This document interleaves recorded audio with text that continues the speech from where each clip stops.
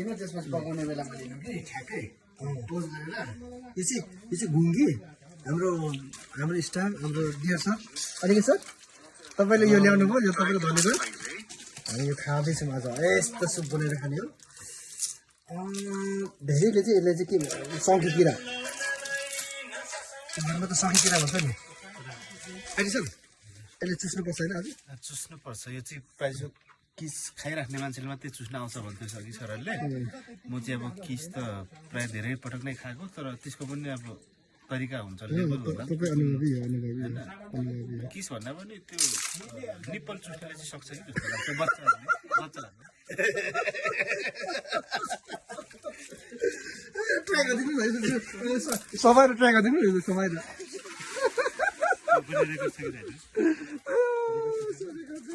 Anyway, हामी यो अझै छ नि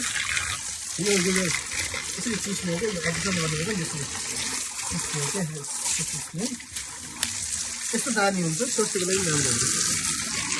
अनि त्यसको लागि धन्यवाद त्यसको लागि है सदस्यको घरमा छौँ हामी अब टेस्ट लिनु मेरो भिडियोको लागि एउटा कन्टेन्ट बनिरहने बोल्नु न सर हड्डी मात्र बोल्यो बनाउँछ आज हाम्रो ल यसलाई यस्तो दामी पकाएर खाने अनि सिरिसङमा यो घुमी खानु भनेको त यो धेरै जस्तो भइ छैन बनाएको छ धेरै थाहा छैन तर हाम्रो सरहरूले गर्दा हामी खाँदैछौँ आज हाम्रो समीक्षको घरमा घुमी खाने आज अब आज उहाँले चाहिँ अन्त के भन्नुभयो के चुस्ने